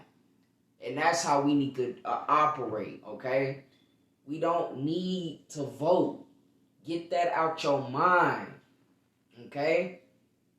So having said that, and if we are going to vote, we need to hold them to a highest point of accountability that they know if they don't do what they're supposed to do, we're gonna yank that carrot from the string and say, look, well, you ain't gonna get this carrot. You get what I'm saying? So having said that, let's move forward. The reason we don't make any progress is because we've been brainwashed to believe we must vote and that vote must be Democrat. But let's look at how other groups handle voting. Unions withhold their votes and support unless they have certain demands met by local candidates. Asians, Latinos, and European Jews all withhold their vote and support until their needs are met. The LGBTQ community withholds their vote from any party that isn't supporting them, okay? The black community is the only community that refuses to withhold our vote unless we get something in return, okay? Democrats are not entitled to our votes regardless of what they believe, all right? It is mostly due to Democrat legislation that we have such a high incarceration rate, poverty gap compared to other groups. Some of the demands we should consider is repeal mandatory minimum prison sentences, repeal privatized prisons, require probation for minor nonviolent crimes, automatically seal records after 5 years of misdemeanors and 7 years for felonies. Number 5, automatically restore voting rights for felons after 7 years. Number 6, create laws to require policing to reflect the demographics of neighborhood. Example, 80% black equals 80% black police. Number 7, no paid leave for police after shooting someone. If they are cleared of all charges, then they must receive back pay. So this is what I was going to add to number 7. I put that there automatically should be a death penalty on that, or at least he or she cannot work in law enforcement ever again, or deduct funds from police forces or police unions. So if 1, 2, or all 3 of these things are implemented, I bet you within a Thanos snap, the whole reality would change of how police would act towards black people. Again, automatic death penalty, or can't work as a law enforcement officer anymore, or deduct funds from police force. I guarantee if you do any of them points to add on to number 7, I guarantee police will stop killing us. I guarantee that. Okay? So having said that, moving on to number 8 is establish a civilian investigation board to handle potential crimes committed by police. Okay, number 9, all juries must be racially balanced, and no less than 3 of the jurors must be of the accused person's own race. Number 10, amend the 13th Amendment to read that slavery is abolished and cannot be used as a punishment for crime. Okay? Excellent. Number 10 is excellent. If either of the main parties can't or simply won't meet our demands, then we don't vote for them. Period. Okay? The other half of our problem is that our own people subvert our cause by throwing away votes for the sake of throwing away votes. Not only do they throw away the vote, they blame non-voters for not voting. Okay? Even though Democrats make no attempt to earn the non-voter vote, if they want to earn our vote, they can meet our demands or lose more elections. We should not be helping them win elections if they aren't helping our community, period. Okay? Cultural importance. Politicians make lots of promises to the black community, and it's rare that they follow through. We need to stop letting them get away with it and finally take a stand. Otherwise, we'll never make any progress as people. All right? A quote by Jesse Jackson. The burden of being black is that you have to be superior just to be equal. But the glory of it is that once you achieve, you have achieved indeed. Okay? So number 42.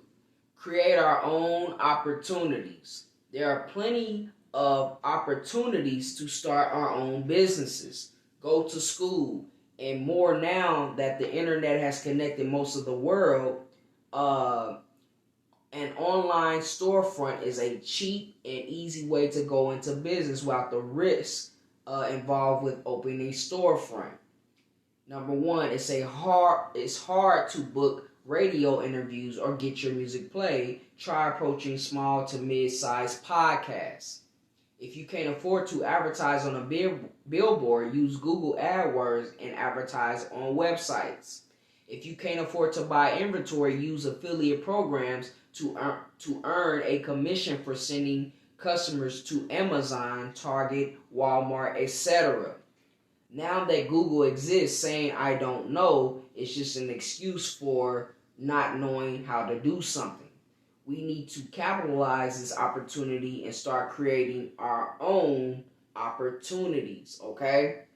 Cultural importance. There were certain industries we weren't allowed to work our way into in the past. Now we can start businesses in almost any industry we want. The internet allows us to disrupt multiple industries without having to spend millions of dollars to do it.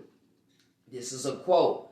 I believe in destiny, but I also believe that you can't just sit back and let destiny happen. A lot of times, an opportunity might fall into your lap, but you have to be ready for that opportunity. You can't sit there waiting on it. A lot of times you're going to have to get out there and make it happen. That's a quote by Spike Lee. All right. So number 43, mentor a young person. We need more mentors in our community so that that our young people stop looking up to pimps, drug dealers, etc. There are already programs set up like Big Brothers, Big Sisters that we can volunteer our time with if we don't have family members that we can mentor. A lot of times, a mentor can help youth avoid gangs, help prepare for college, and even point them in the right direction to achieve their goals. Mentors for kids are great, but there are adults that need career mentorship as well. It is up to us to help people, in our community to take the right path, especially if we're involved in a career that they aspire to be in.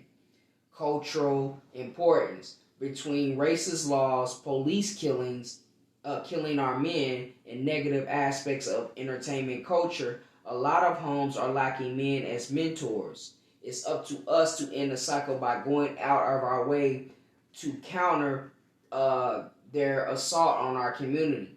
On the career side of that, people that don't look like us usually aren't looking for people that look like us for them to mentor.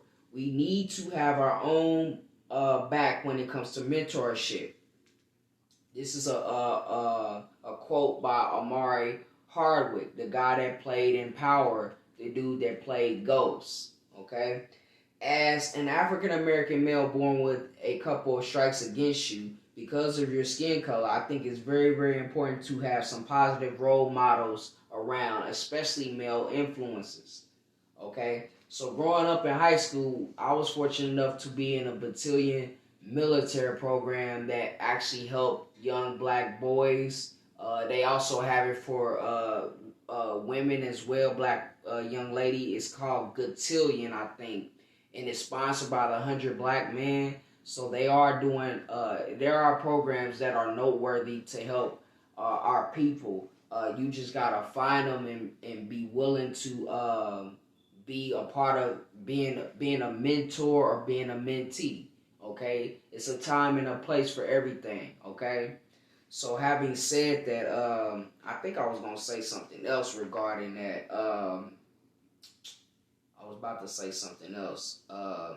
Kwame Brown, him on the internet, he just did something notable for the community. He had a shoe drive, and he's not a part of what he would call the go along, get along gang. So you don't want to be a part of that. You want to be a part of our what we have going on, which is positivity, creating programs and all of that good stuff. All right, like you're tuning in right now, this is a program that is noteworthy, that you should be sharing, that you should be liking, that you should be engaged into intellectual conversation about. All right. So having said that, let's move forward to activism. Okay. So we're actually going to preface this here before we get into number 44, all right? So activism has been a part of the Black American experience since the beginning.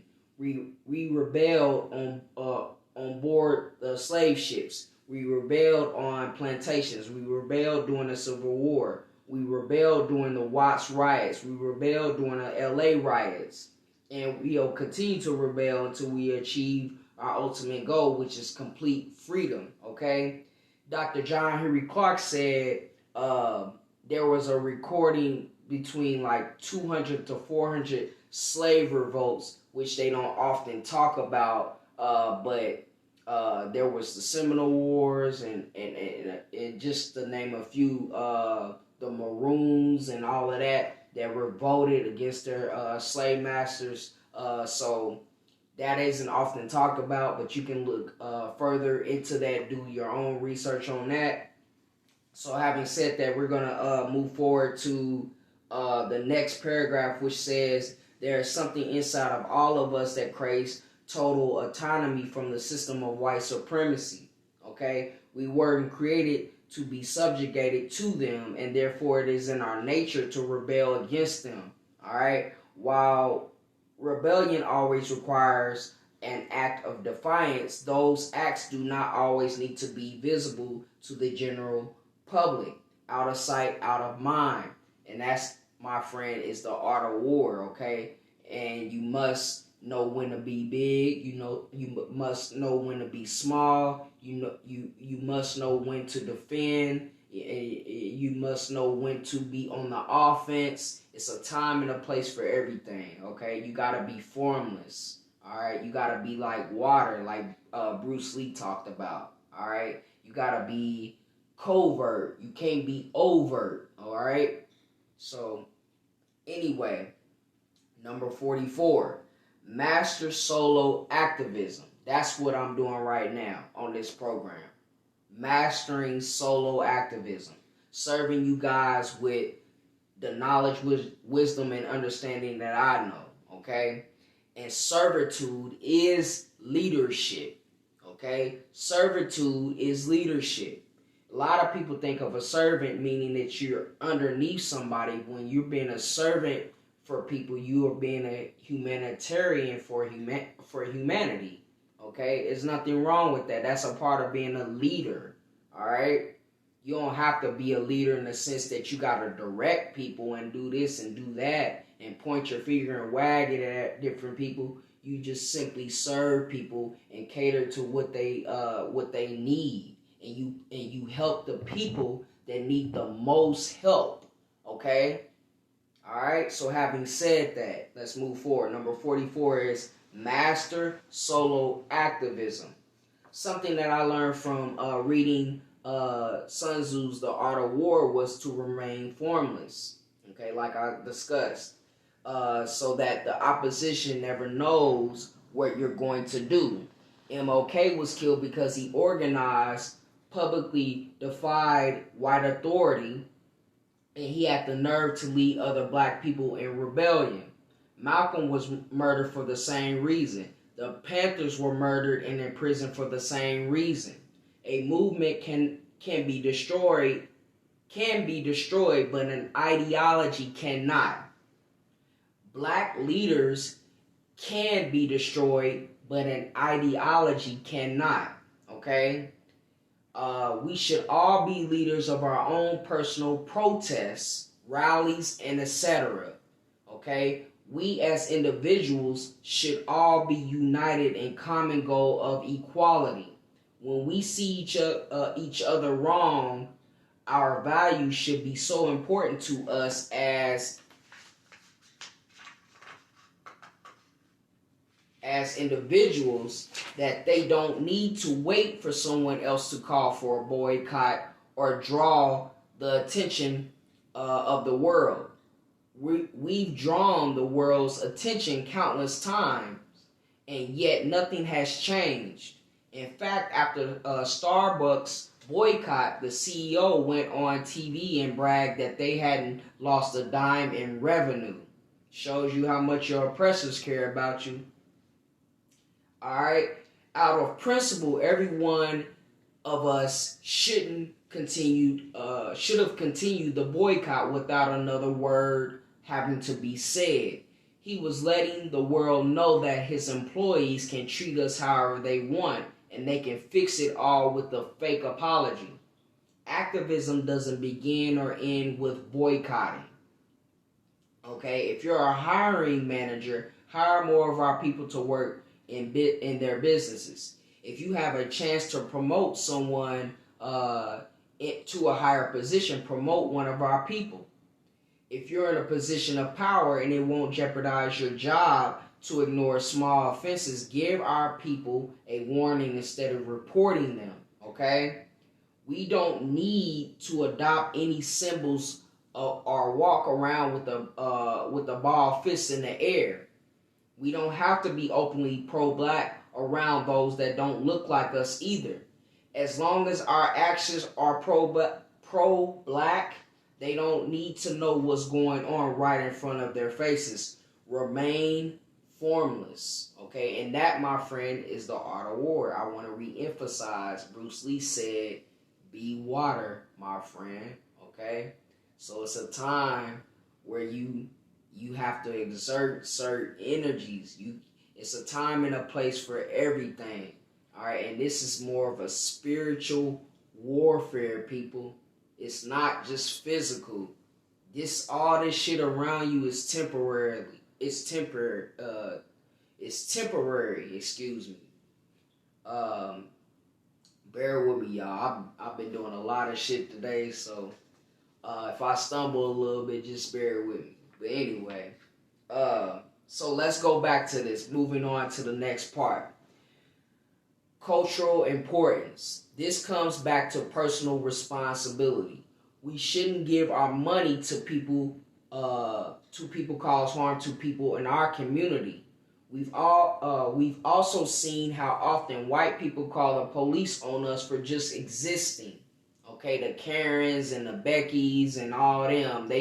You already know the story. Look at the news. All right. We shouldn't be reporting each other on the job when it can be avoided, okay? Now, this is a quote by Snoop Dogg. Be your own leader. Be your own self. Step out of my shadows and be your own person. Look, nobody can walk like you. Nobody can talk like you. Can't nobody do you better than you. Be you, all right? Plain and simple, all right? So this is number 45. I ain't talking about Donald Trump either. 45. So number 45 is don't let others dictate our culture. All right.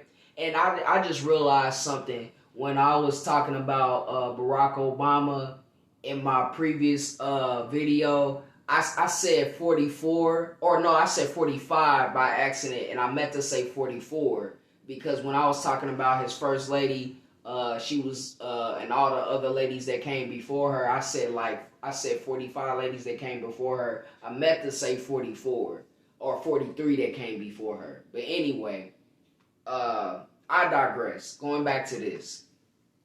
We need to stop embracing non-black people that make a mockery of our people by becoming a caricature of what they believe black culture to be. White girls with butt injections, implants, rapping, and twerking in their videos shouldn't be getting a dime of our hard-earned money. Iggy Azalea. So, anyway, Asian males pushing gang culture and drugs to black youth shouldn't be getting a dime of our hard-earned money. The reason we have to deal with the above is because the music industry is controlled by people that are not black. Okay? Michael Jackson talked about this all the time, and allegedly, I'm going to say allegedly, but we know the deal if you really done your research, and Prince as well, they was openly rebelling against these big-ass CEOs, and they flat out called the CEOs devils, and they was promoting a lot of positivity in their music, and they was owning their own masters, and their so-called masters was getting mad at them for owning their own stuff. How can you get mad at somebody and want to kill them for wanting their own shit? They made the shit. They made it themselves. All right? But anyway, let's go back to this. The reason we have to deal with the above is because the music industry is controlled by people that are not black. Okay? I say that again.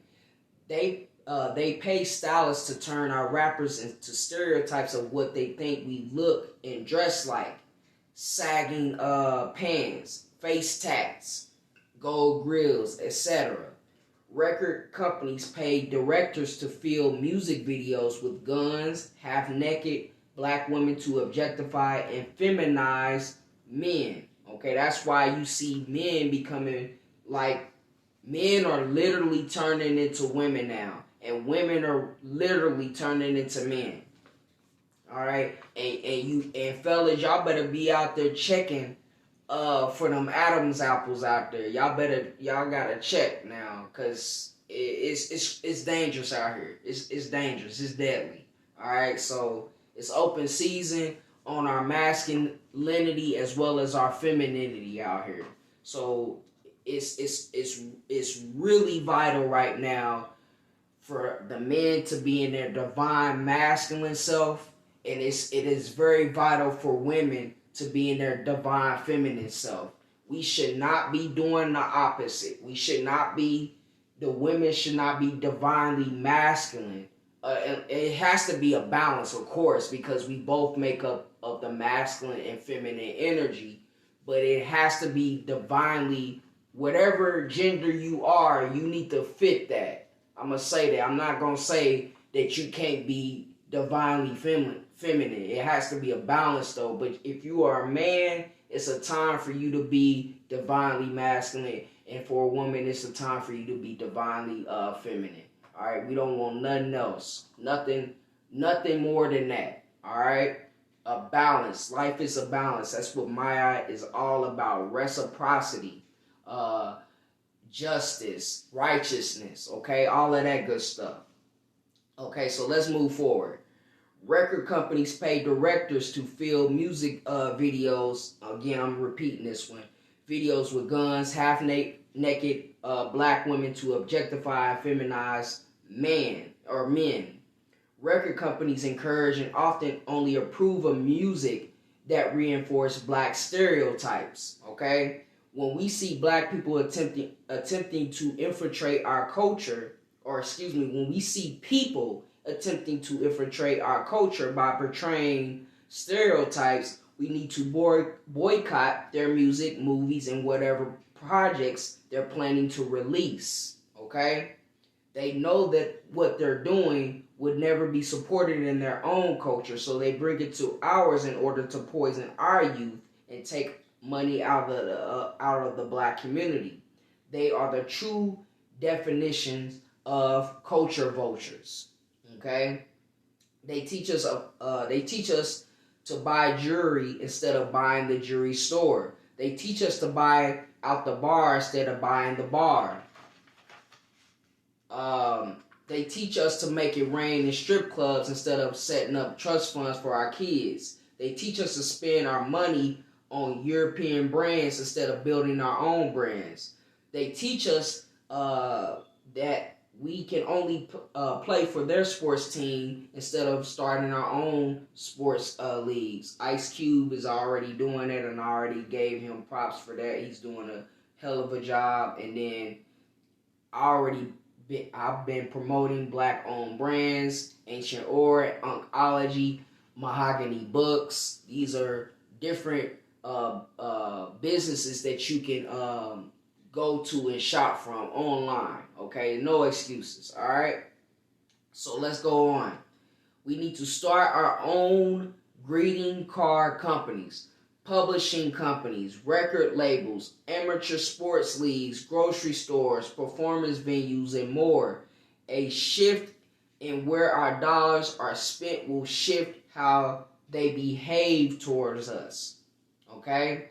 I always said if we did a financial boycott during Christmas, Halloween, all these major Eurocentric holidays anyway, if we as black people within the Thanos snap said we're not going to shop during Christmas at this particular time, and we all just said we're not going to do it, what can they do? They would be devastated, because they already know we are the biggest consumers on this planet.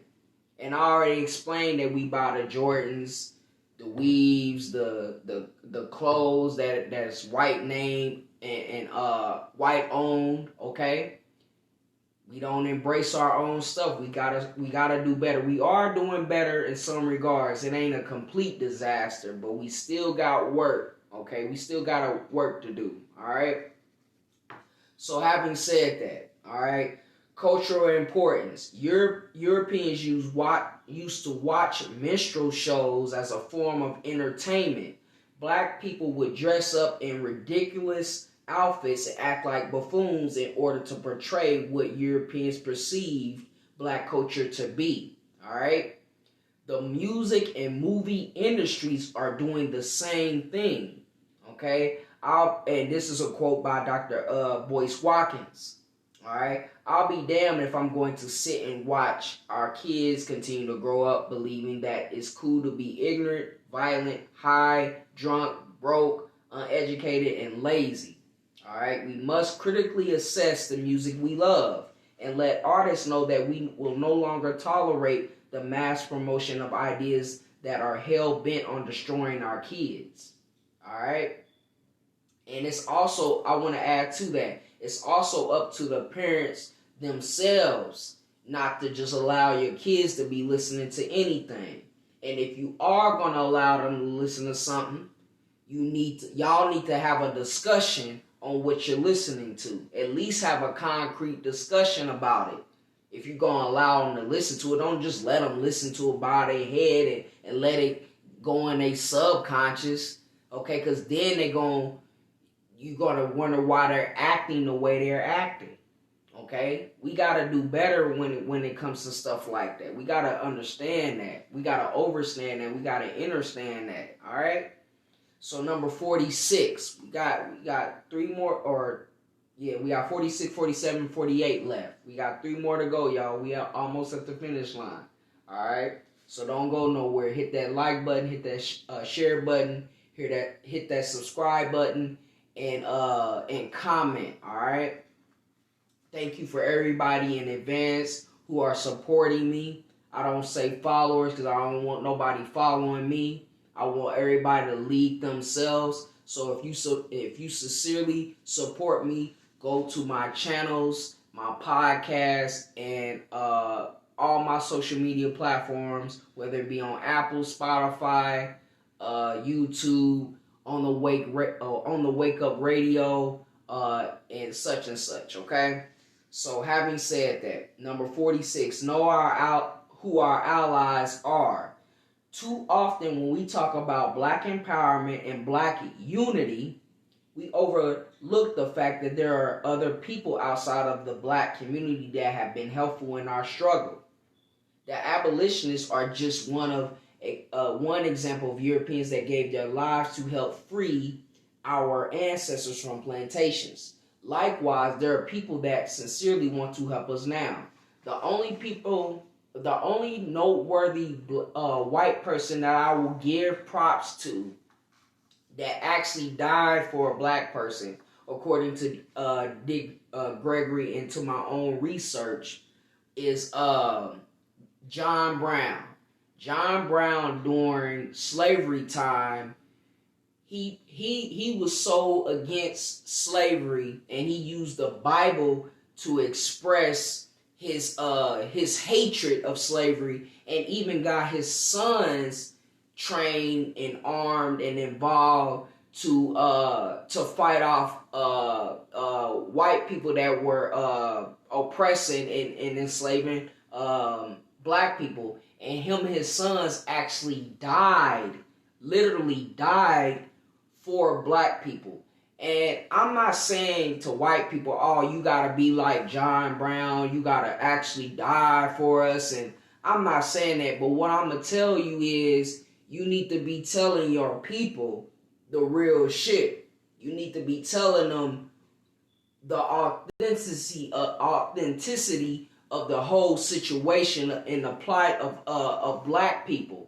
Okay? Because if you're not keeping it real with them, then you just need to keep your mouth shut. Because at this point, y'all not taking no paternalistic role when it comes to our daily decisions and habits. We are the motherfucking grandparents of this planet. Okay? So y'all can chew on a brick or something, okay, and have your teeth shatter like Tom, like Tom the cat when he bit down on some shit and and all his teeth came out, and then that shit got swept with a broom into a dustpan, or he used a broom to put it into a dustpan and dump that bitch in the damn trash can. So you can chew on some bricks or something. But anyway, having said that, let me move forward, okay? So, culture and importance. Without the abolitionists, many slaves wouldn't have been able to set up the Underground Railroad, okay, and other escape routes. The abolitionists had allies as well, okay? We need to continue to build bridges and make allies if we want to progress. Like I mentioned before, I don't believe in the word progress, but I get what he's saying. I believe in evolution and growth. Progress to me, again, I reiterate, has no beginning or no end to it, okay? So it's like going back and forth, back and forth, back and forth. What is really progress if you think about it, okay? But I get what he's saying here. So I'm going to go into this quote by Aja Brown, which says there's always some difference between your Latino and African American communities, but we definitely have more similarities than differences. I'm going to have to disagree with that. Now there are races that are offsprings of us. I would say Latinos and Asians and things, but white people themselves, that it's already been scientifically proven that there are Africanoids, which is us. Then there's Caucasoids, and then there's Mongoloids. Okay, so those are the three makeups when you think about races. Okay, that's already been proven by science. Okay, so I'm not gonna say that we have more similarities and differences, because our culture is different, our languages are different. I mean, if you want to say biologically speaking, on a certain degree, like, yeah, we got arms, legs, and toes, and teeth, and things of that sort, but I'm speaking from a spiritual aspect, and I'm speaking from a cultural aspect, and I'm speaking from a psychological aspect. That's completely different, okay? Now, we can come together and have similarities, and we can discover these things that we have that are in common. I'm not saying that, but to say that we have more similarities than differences, I don't agree with that, okay? That's just me, okay? And that's my personal opinion, but like I said, I digress, okay? So number 47 is know who our enemies are, okay? Just as important as knowing who our allies are, we need to know who our enemies are, okay? There are a lot of wolves in sheep's clothing. That's people that is practicing Machiavellian politics. Again, the 48 laws of power, you should not be implementing those laws. You should not be implementing that on your own people. If you are, you're practicing wizardry for the men, and for the women, you're practicing witchcraft. And you need to get out of that Eurocentric mindset, because you have been practiced witchcraft on so much. Now you're doing it to your own people, and we're not doing that no more. If you want to practice witchcraft, we gonna get you. We gonna cast you out. Okay. So having said that, there are a lot of wolves in sheep's clothing, and our people keep falling for the deception. Okay, our problem is that we base our decisions on emotion instead of logic. Number one, if a political party has a history of anti-black policy, don't make excuses for it and keep trying to vote that party into power. Okay. Number two, if a political party has time and resources to address new problems, while putting the concerns of the black community on the back burner, then we need to stop voting that party into power.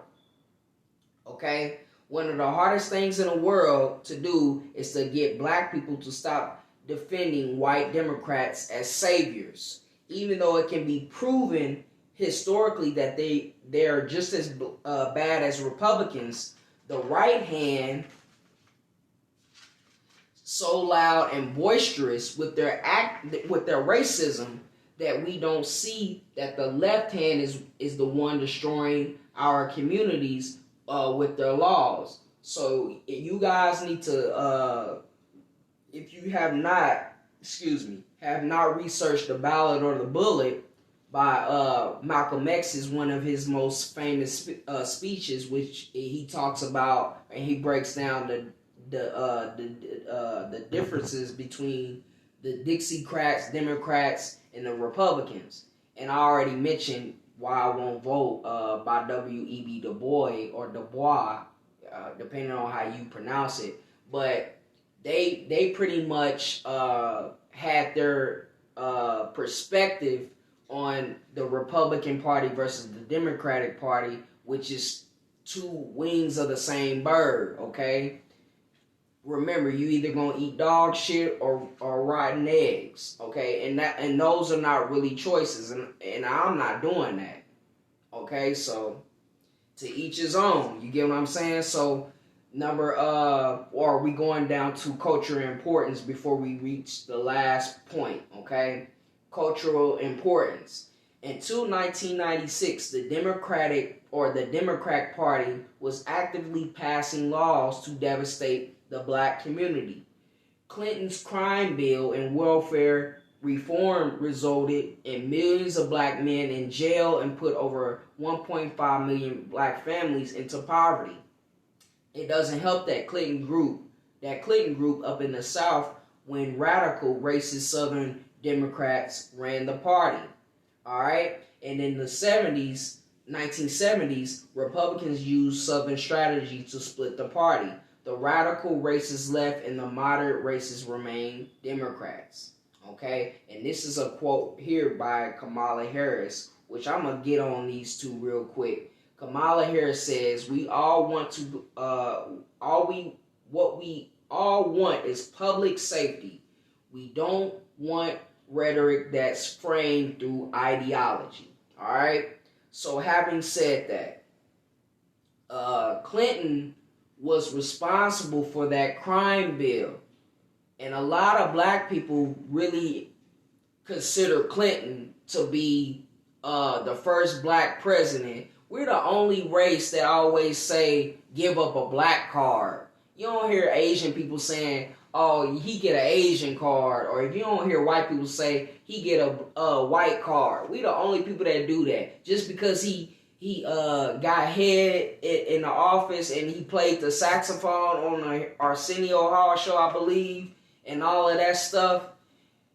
Do you not know that Clinton, he was so racist that he was taunting Republicans. He was taunting Republicans and saying that, yeah, even though I'm a Democrat, Republicans, I can be tough on law, or I can be tough on the niggas with the law than you can. And he was doing it to flaunt and to show off and to showboat in front of the Republicans to let them know, I'm treating the niggas wrong this time. I'm the one that's going to be treating them bad and putting them in jail and incarcerating them. Yeah, you had your time doing your bidding when Reagan was in office and when Nixon was in office and all of that. But it's the Democrat. He put the Democrats on the map because he was tough on the crime, on laws when it came to black people. He was the one that was responsible and then came back maybe 10-some years later and gave a half-baked ass apology to us and saying he was sorry and all that after his face done sunk in and he looked like Skeletor now. So having said that, this is the type of person that you say is cool, okay? And we have to get out of this mentality that these people really like us and they have great profound respect for us and all this type of goofy shit. So having said that, would you eat the food of your open damn enemy? Would you eat the food, or would you just let it sit there? Okay? You gotta think about that, alright? So having said that, and then going to Kamala Harris. Oh God, she's way worse. I'm gonna just give y'all a little bit of juice. I'm gonna let y'all do y'all research on her. She's responsible for arresting a lot of black families for truancy court. She pretty much is responsible for getting the black families separated and not unified. She also didn't really work her way up into politics like a noteworthy politician did. You can say that she kind of slept her way to the top, and all this information is on facts. It's on wax. I mean, so you can find that information. She ain't for us. She could possibly be a damn robot for all I know. They show, I'm gonna say allegedly, because you know how sensitive this world is now. Allegedly, she could be a robot or whatever the case may be, because you in some videos you see her eyes get real darkened and all this type of stuff. She has that demonic energy. Trust me. Allegedly. All right, allegedly. We're gonna say allegedly. All right. So having said that, number 48. Stop looking to white leadership, okay? We don't need Europeans to co-sign, validate, and approve of what we're doing. Part of this comes from slavery, and part of it comes from over 700 years of false portrayal of Christ being a white man, okay? That was done to get black people to look to white saviors for help. And it was also for us as white people, or as black people rather. Well, that's how you know I'm tired, okay? So that was, I wanted to add on to what he's saying.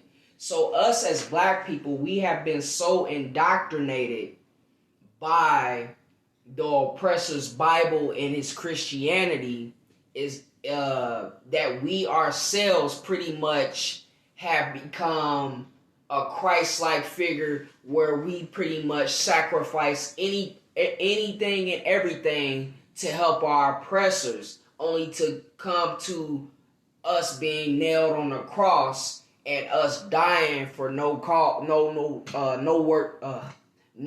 noteworthy cause. So we need to get out of this mentality that we need to have this Christ-like mentality of sacrificing everything only for us to have nothing out of it. The only type of Christ-like mentality that we should have, or contemporaneousness with Christ, is when we're practicing the golden rule, when we treat others with respect, speak politely to people, heal people, okay, things of that sort, okay, because having Christ-like consciousness is pretty much acknowledging the sun, okay? That's an analogy of the sun, because Christ is pretty much stolen from the story of Haru, okay? So, and that's pretty much you just acknowledging the sun. The Bible, it means sun book, okay? That's what it pretty much means. Holy Bible, sun book, okay? So we need to practice having Christ-like consciousness for the betterment of ourselves when it comes to obtaining spiritual enlightenment, but not to the point where we're become docile, helpless, and have this victim consciousness of we're going to sacrifice ourselves and we're doing something noteworthy and something that's big, and it's really not big. It's something that's just going to help your oppressor, okay? It's not implementing Christ-like consciousness. That's not real. That's being fake. That's being false, okay? Practice Christ-like consciousness by becoming more enlightened, becoming wise, and not following the crowd, okay, per se. All right? Being revolutionary in your thinking, all right? So that's becoming having Christ-like consciousness, all right? But don't be no savior and you end up with nothing at the end. You think you doing something, you think you elevating here, and you really going down, all right? So having said that, let's move forward to the next part, okay? We need to stop placing them in positions of leadership over our people in our own businesses and organizations. We need to start putting our own people in positions of leadership whenever possible. I'm not suggesting that we don't work with Europeans or hate them at all, but that we make sure that our people see us as the decision makers, shot callers, HNIC, which means head Negro in charge, and whatever term you want to use, okay? Cultural importance cultural importance. Our people have historically not been in positions of power in this country. All right? So, historically, on jobs, the supervisor is almost always white. The same can be said for politics and law enforcement. Because our people are underrepresented, there's a shortage of images of our people in positions of power. We need to put us in those positions when we can. All right, this is a quote by Kimberly Williams Crenshaw. She says, "It's not about supplication, it's about power. It's not about asking, it's about demanding. It's not about convincing those who are currently in power. It's about changing the face of power itself." Okay? So the last part of this book, it says, the 48 laws of black empowerment should not be looked at a set of unchanging rules, but as a starting point to build upon. I'm aware that everything presented in this book cannot be accomplished by all people at all times, okay? But we can all do those things that are within our ability to do right, okay? The reason that I wrote this book is because people often ask me what my plan is, since I do not support either of the major political parties. The reason for that being based on actual history and not feelings about what people say. I'd rather one party outright call me a nigger than to pass legislation that targets me for a prison.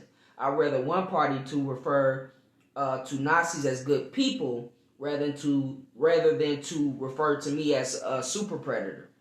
Both are messed up, but the latter group will ultimately put our lives in danger. Therefore, this plan is presented for those of us that want to actively change our community instead of begging either political party to help us. We don't need their help, okay? And we definitely don't need their approval, okay? So this is a quote by Muhammad Ali. He says, I am America. I am the part you won't recognize. Get used to me. My name, not yours. My religion, not yours. My goals, not yours. Okay? And then the last part is a quote by Barack Obama. Okay? If you're walking down the right path, you're willing to keep walking. Eventually, you'll make progress. Again, I don't agree with what Obama did, but for the sake of this book, I know what he's trying to do.